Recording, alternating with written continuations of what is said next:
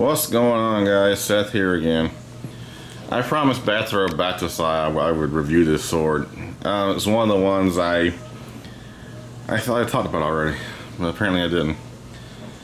This is the Sho Kosugi. I have a little medallion I got. I don't even can't remember where I got it, but it actually says Sho Kosugi on it. Sho Kosugi the Ninja. That print's really hard to catch on camera, but I ordered it on eBay or somewhere. So when it's on the stand, this is like draped over it. It's like a little small shrine to Sho Kosugi. But this sword is, well, there's many like it on eBay. And I've talked to a bunch of people about this particular one. And they say that mine is was the starter sword that started it. I don't know how true that is. But supposedly a guy commissioned one of those Chinese forges to make this particular one right here in front of me, and then they kept on making them, but they used like lower quality parts. I don't know how true it is, so that's just the story. This sword cost me $650 when I first got it. Now they're a lot cheaper, but it is an exact duplicate, like down to the smallest details of the Ninja-To that Sho Kosugi used in Revenge of the Ninja. Even down to the hidden dagger he pulls out. I think he does this. He uses the dagger in Pray for Death, I want to say. Freeze!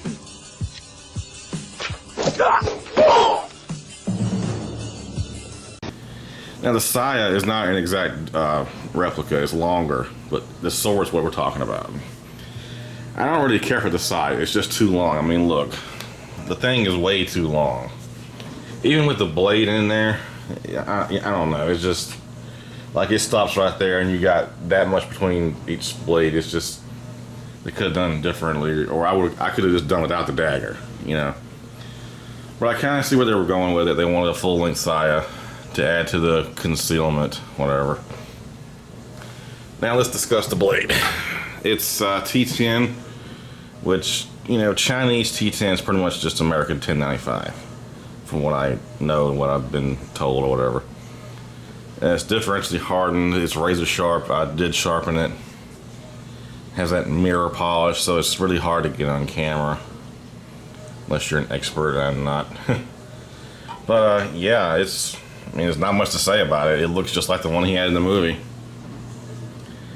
Yeah, with a big, fat, oversized Suba handguard. Even that looks just like it did in the movie. Now, these things, I don't know what kind of manukis he had on his sword in the movie, but these are like kind of a throwback to where he's sitting there. And I'll try to have a cut-in video like right here to show these little things on the thing where he's getting in the temple, getting ready to go whoop some ass. And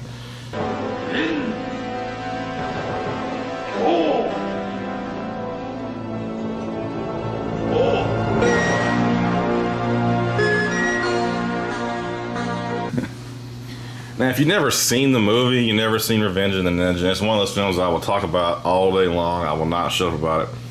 It's one of the most famous movies from my childhood, you know. And I remember going to the video store and looking at the cover, and me and my dad renting it, and like 20 people die in the first like minute and a half. It's insane.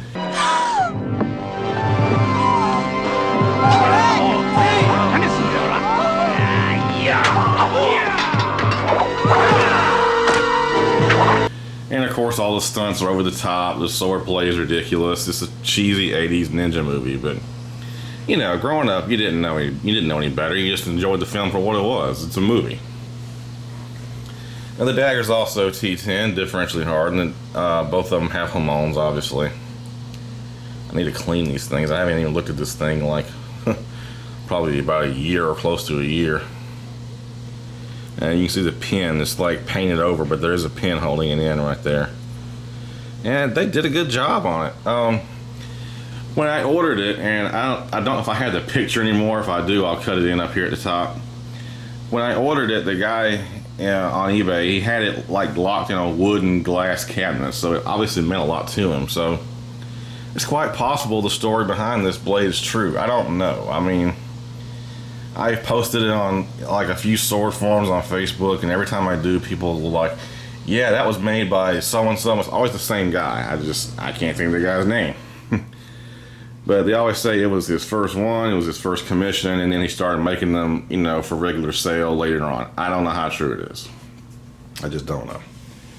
But I'm going to do some cutting with this. I'm going to cut some bottles, just some empties, you know, a few empties, just to see how it performs. It is a straight blade, so it's not going to cut quite as easy as a curved. I'm trying to get the Hamon on the camera. Anyway.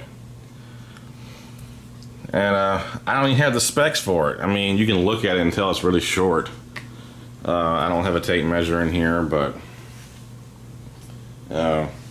just for comparison's sake, I have a PS4 controller, and that's how big the knife is.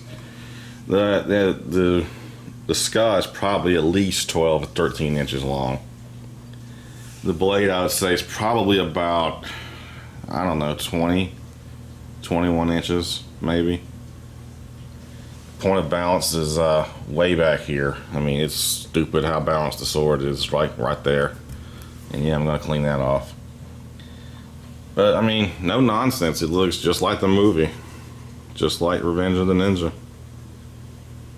I cannot believe I have not reviewed this sword before. I even like went back on my channel. I'm like, I could have swore I talked about this sword in an actual video just for this sword, but I didn't. It was the Hanwei Koga. Or Kuga, however you want to pronounce it. Anyway, that's the first little video, and then I'm going to do some cutting. We'll see you guys next time. Peace and say my name.